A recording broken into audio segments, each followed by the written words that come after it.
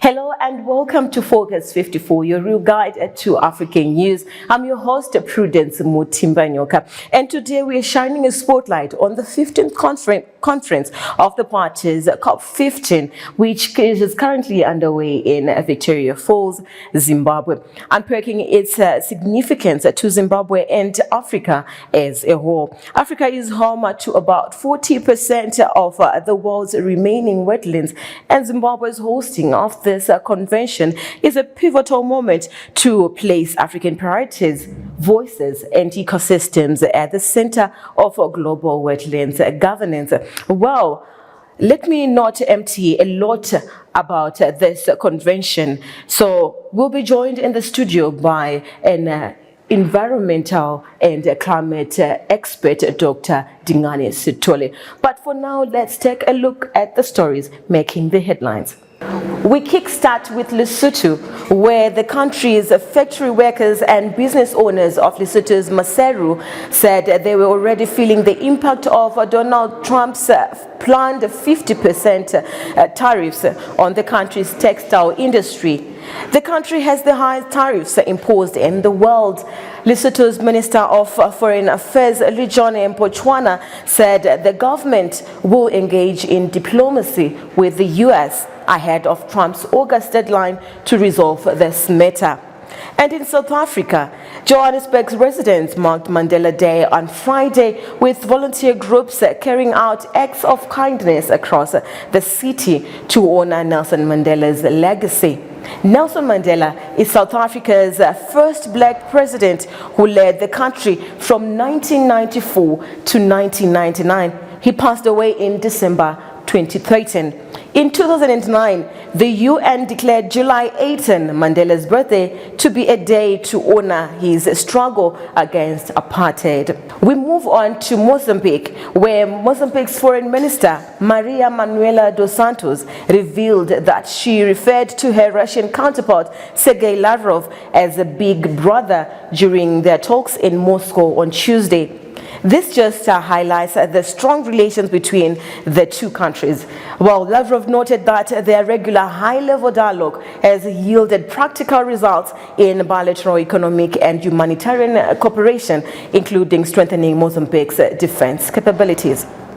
And in Burkina Faso, a unique industry has emerged around edible insects, particularly caterpillars, which have become a significant source of income for local women.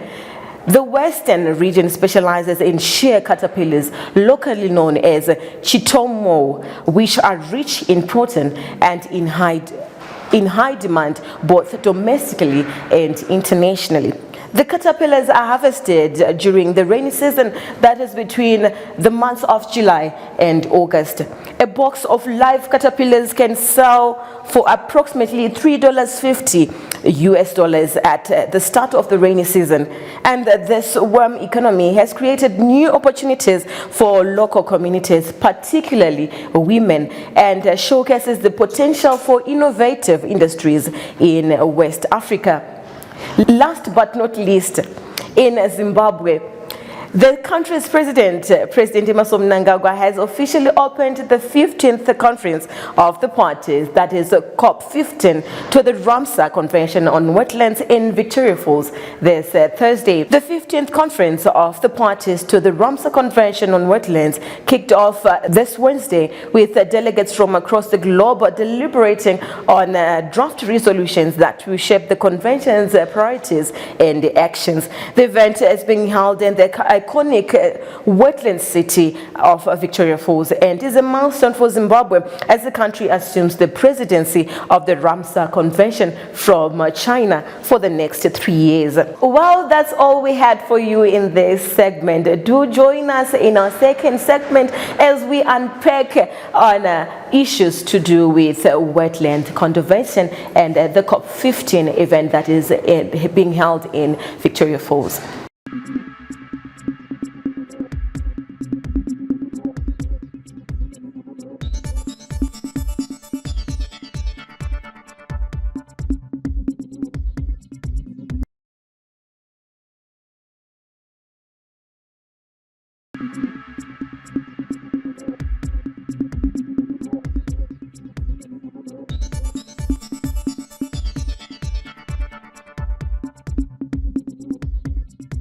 Welcome back to the second segment of Focus 54. I'm still your host, Prudence Mutimba-Nyoka, and we are now joined in the studio by an environment and a climate expert, Dr. Dingane Sithole. Welcome to the studio, sir.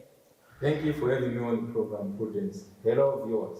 Okay, let's get into it. The Ramsar Convention on Wetlands is being held in Victoria Falls. And can you briefly explain and tell us what it is all about and why it's hosting in Zimbabwe? It's considered a turning point for Africa's role in global wetland conservation. Thank you for that question. So a conference of parties in general is a meeting of member states that are members to an international treaty or convention on a certain aspect. So in this particular instance, COP15 is a meeting of all nations that are part to the Ramsar Convention, which focuses on sustainable management and use of wetlands. So it's important in the sense that this is the second COP in Africa and the first one in Southern Africa. And in particular for Zimbabwe, we are the host to this, and we will also assume the presidency of the COP in the next 3 years. Okay, so how can our national strategies of conserving wetlands, maybe on the protection of it as a whole, can serve as models for the African nation? Sure, thank you for that question. Certainly, this presents a unique opportunity for us as a country to showcase, to demonstrate not only to other African states, but to the wider world on how things can be done. Okay. If we look at how Zimbabwe is approaching the management of wetlands, we have a very strong policy and regulatory framework. Okay. We have a wetlands policy. We also have very strong instruments like the Environmental Management Act and supporting regulations. So we have a very strong policy and institutional framework, which can also serve as an example to other nations. Secondly, for the sustainable and also successful management of wetlands, there is need for wider stakeholder involvement. And we find this very much in Zimbabwe, where the communities are integrated to be part and parcel of the arrangements that help in managing these wetlands. And the third point is also making sure that the communities also benefit, which then gives them strong buy-in when they become part of the institutions that help in managing the wetlands. So these are quite good examples that can help others to manage sustainably their own wetlands. Okay, so in your own view, how does this convention address the intersection of wetlands protection and climate change mitigation, considering the fact that the wetlands are so called the kidneys of the earth for their role in carbon storage and water filtration? Sure, thank you for bringing that. I'm sure climate change is beyond an environmental issue. It's actually a development issue when we look at it. Now, wetlands play important roles. First, as significant carbon storage or carbon sinks. We look at peatlands, we look at mangroves. All these, despite them constituting combined maybe less than 3% of the globe, but they contain close to 50% of the carbon storage. So they are quite key in terms of the mitigation side of climate change. But we also find that the wetlands play roles in terms of adaptation. They provide, for example, water, which can help or sustain communities and also being sources of livelihoods during times of droughts. They also provide ecotourism, which can also help in livelihood sources, which again can address adaptation issues. From a mitigation perspective, they play an important role. But we also see in terms of building resilience for communities, institutions, for systems, wetlands also do play a role. So from mitigation and adaptation, they really play important roles in climate action. Okay, so how can this convention empower African countries to advocate for a stronger international financing for wetland conservation? And maybe what are the mechanisms that could help Africa to secure a fair share of the needed maybe $275 to $550 billion? So thank you for that. I think having or developing strong policies and instruments and legislation and even setting up institutional frameworks or arrangements is also one very good step. But certainly we need resources.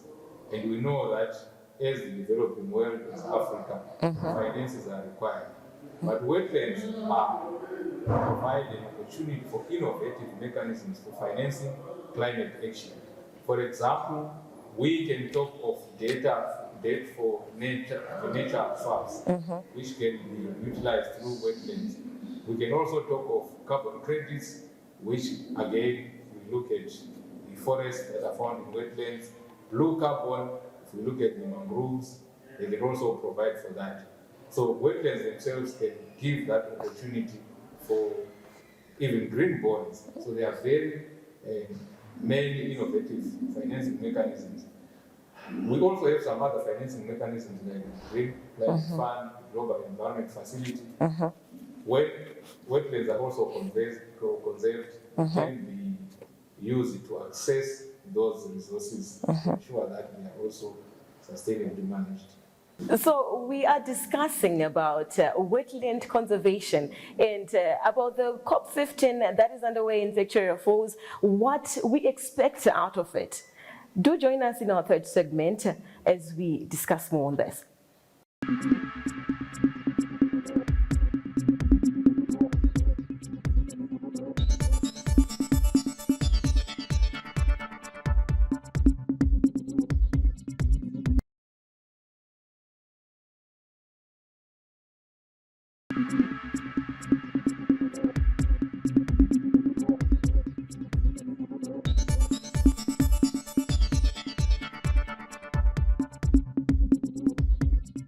Welcome back to our third segment of Focus 54. We are still with Dr. Dingane, a climate and environment expert. So we are discussing about the COP15 that is being held in Victoria Falls. So say the global wetland outlooks restoration and conservation targets 123 million hectares restored and 428 million conserved. What are the most urgent policy and investment priorities that should emerge from COP15 to reverse wetland degradation? Thank you for that. Sure, if we look at the challenge that is faced with not only Zimbabwe, Africa, world at large, the destruction of wetlands, what is now required is actually concerted efforts from the highest level, that is a global level, going to regional arrangements, even down to national, on conserving wetlands. And even down to grassroots. Sure, down to grassroots. What are we learning from this? We can also borrow from other successful conventions. For example, the United Nations Framework Convention on Climate Change. There are clear implementation mechanisms with strong transparency mechanisms that are implemented, monitored, and reviewed. So this COP should come up with a clear framework on implementation and how parties can even hold each other to accountable. Like the example that I gave for the UNFCCC, we have the national determined contributions where parties are actually held accountable to their commitments. So that framework is required. We also learned that some of the challenges are to do with resources. So a clear funding mechanism, which again brings accountability to make sure that the resources are mobilized and distributed equitably to those areas that require support. If the COP can bring out that, then we know that at institutional level, the mechanisms are in place, but also supporting. And then thirdly, we also realize that in most instances, people leave behind the actual traditional setups, which for years have been successful. This is not a new phenomenon. We know that traditionally the chiefs, the local authorities, they have been managing and conserving this, and even using wetlands wisely. So the COP should also recognize that and make sure that the traditional arrangements or institutions get their voice, get their place, even right from international level, and be part of the management of wetlands, and realize that I think that will give a very successful model. You're talking about equity in the distribution of wetlands conservation. Now, wetlands have been, time immemorial, been seen as peripheral ecosystems. So how can they be redefined to be strategic infrastructure in development planning? Sure, thank you very much. I think what is required is, we know in development we have got a number of stakeholders. So once wetlands are no longer viewed as an environmental issue of concern, but they are viewed as a social economic development issue. Okay. That then brings all the stakeholders, all hands on deck, local authorities, and even down to grassroots levels. So once there is that view to wetlands, it means that they are no longer treated as peripheral issues in terms of development, which means those in construction, those in mining, those in manufacturing, those even in community development, they take part. Will then consider them as the integral part of their development programs. That's very key. And then their management will also make sure that all the key stakeholders have their voice in their management. And then we also look at the benefits that they provide. Firstly, the environmental benefits. Earlier on, we talked about them being kidneys. So in other words, they provide water. They help in recharging groundwater. They also help as hubs even for biodiversity. So once again, their intrinsic value is considered, and also the services that are related, the ecosystem services that we get from wetlands are also considered. That then makes sure that people actually value them. We also look at other externalities that may arise by failing to manage them safely. So all those issues, if they are considered, that will then bring all the other stakeholders. And my last point on that is also to look at even financial institutions. If they are to incorporate issues that are to do with wetlands management in their policies, in their portfolios, and even how they lend, that means every other player in the financial services sector will also realize how important they are. Then we have a working and sustainable framework for their management. Okay, so the Bible says, my people perish because of the lack of knowledge. Can we safely say it's the lack of knowledge or maybe the lack of political will to conserve these wetlands? Thank you very much. I would say it's both, or a bit of both. Why do I say that? Before a person can make a decision, a policy decision, it's based on knowledge, on information. So we can safely say, if we have policymakers, and we are talking especially those outside the environmental sphere, let's say those who are into real estate development, those who are into local planning, those who are into other spheres, manufacturing, mining, and other sectors of the economy. Without the right information, they can make uninformed decisions, which ultimately become wrong policies. That's the first aspect. But also with information, with knowledge, there is the aspect of action. So the actions that are done must not be short-term, but they must look into the future. They must also consider even the externalities which I talked about earlier on. So we may look at the immediate benefits of having that housing development. But what are the implications now of destroying this wetland, which was acting as a reservoir, which was acting to recharge groundwater, which was acting to filter it, so that in the end we don't expend so much resources to treat the water. So looking at issues beyond the immediate benefits can also help in the whole scheme of things. Now that you have mentioned the issue of the treatment of water, Harare has been the worst case in the country. What's your take on that? Sure, I think we have a situation in Harare which is, we all know about, that the city is sitting on the catchment of the dam which supplies mainly its water, which is what we are faced with. But it becomes a problem now when there is significant pollution, which is what we are facing, and the number of chemicals, obviously, that are used to treat that water increases, which is also a cost, which cost may be passed on to consumers. And how many are they around now? Maybe anything close even to 20. Oops. But it's that's bad. It's quite bad. But like we are saying, the problem is what the setup that we have. But wetlands can then play a very important role in the sense that if they can be conserved and then they can filter some of the water, which means the water that goes to Lake Chirem, which is the bulk water that is treated, if its quality improves, that also reduces the amount of chemicals required, yes, also reduces even the cost of treating it. Yes. And then that becomes a benefit not only to the provider, which is the local authority, but even to consumers. So the benefits are quite numerous of actually conserving wetlands. So agreements are one thing, but enforcement is another. In your view, what mechanisms do you expect to be put in place at this convention that is being held in Victoria Falls to ensure countries follow through on their commitments? Sure, there is need for certainly accountability. So without holding each other accountability as parties, without also holding each other accountable even as parties, as entities in the economy, then enforcement becomes an issue. So there is need to have clear mechanisms on how all players are held accountable when they are handling the wetlands issue. And secondly, the enforcement mechanisms are also key. Who is going to enforce these instruments that have been developed?